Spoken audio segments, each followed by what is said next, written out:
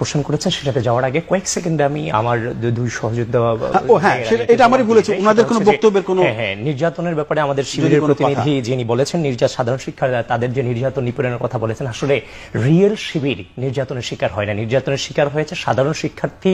আপনারা নিজেদেরকে সাধারণ শিক্ষার্থী নামে, ওই সাধারণ শিক্ষার্থীরা শিবিরের নামে ব্লেম নিয়ে নির্যাতনের শিকার হয়েছে। রিয়েল শিবির আসলে নির্যাতনের শিকার হয় না। আমার বিহাইন্ড দ্য সিনও আমাদেরও ঘটনা আছে, যে অনেক ঘটনা আছে যেগুলো সত্যিকার অর্থে দুঃখজনক। এজন্য আপনাদেরকে আহ্বান করব, প্রকাশ্য রাজনীতি চর্চা করেন। আপনারা প্রকাশ্য রাজনীতি চর্চার পেছনে ভয়ের প্রধান কারণ হচ্ছে গত 15.5 বছরের কমিটিগুলো আপনারা প্রকাশ করেন না, এই জন্য যে 15.5 বছর অসংখ্য শিবিরের নেতাকর্মী ছাত্রলীগ হয়ে গেছে। যদি লিস্ট প্রকাশ পায় তাহলে ছাত্রলীগের বড় বড় ক্যাডার দেখা যাবে সাবেক শিবির নেতা হওয়ার সম্ভাবনা আছে।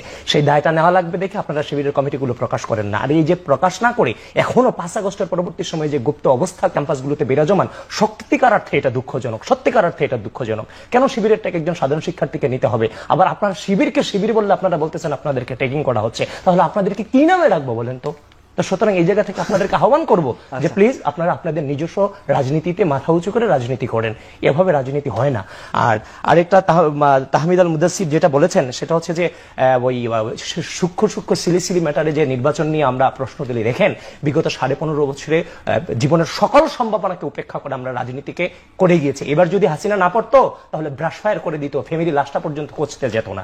কারণ এই আন্দোলন অনেকেই ডাকসুকে টার্গেট করে, এই কোটা আন্দোলন সফল হয়ে ডাকসু আয়োজন হবে এই টার্গেটে অনেকে আন্দোলন সংগ্রাম করেছে। কিন্তু আমরা যখন এখানে আন্দোলন করতে গেছি, সাংবাদিক দিয়ে আমার নেতৃত্বকে ফোন দিয়ে বলানো হয়েছে আপনারা কি আন্দোলনের সফলতা চান নাকি লিড চান? এটা ছিল সাংবাদিকতার ভাষায় থ্রেট আমাদেরকে থামানোর জন্য।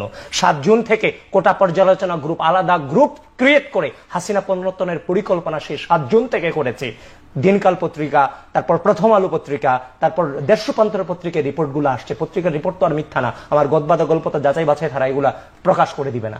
সুতরাং সকলে অনেকের টার্গেট, কোটা আন্দোলনের প্রকাশ্য নেতৃত্বের টার্গেট কোটা সংস্কার হলো, আমাদের টার্গেট ছিল রাষ্ট্র সংস্কার। 14 তারিখ রাতে রাজু ভাস্কর্য থেকে হাসিনাকে স্বৈরাচার শব্দে প্রতিষ্ঠিত করেছে জাতীয়তাবাদী ছাত্র দলের নেতাকর্মীরা, যার মধ্য দিয়ে ওই সময়ে ও স্বৈরাচার স্লোগান তো দিয়েছে, বলেছে হাসিনার বক্তব্য প্রত্যাহার করতে হবে। ঢাকা বিশ্ববিদ্যালয়ের মাটিতে হাসিনাকে মাননীয় দেশরত্ন ছাড়া, হাসিনাকে হাসিনা বলে শব্দ উচ্চারণ করা জাতীয়তাবাদী ছাত্রদল ছাড়া অন্য কোনো সংগঠনের পক্ষে সম্ভব ছিল না। তো সুতরাং এই আন্দোলনকে এক দফায় প্রভাবিত করতে গিয়ে বিরোধী রাজনৈতিক শক্তি যে ভূমিকা নিয়েছে, এটা ওই সময়ের কোটা আন্দোলনের নেতৃত্বের এটা সম্ভব ছিল না। এক পর্যায়ে আন্দোলন এমন পর্যায়ে গেছে, এই আন্দোলনে যদি তারা না থাকে তারা এই আন্দোলন থেকে বিচ্ছিন্ন হয়ে যেত।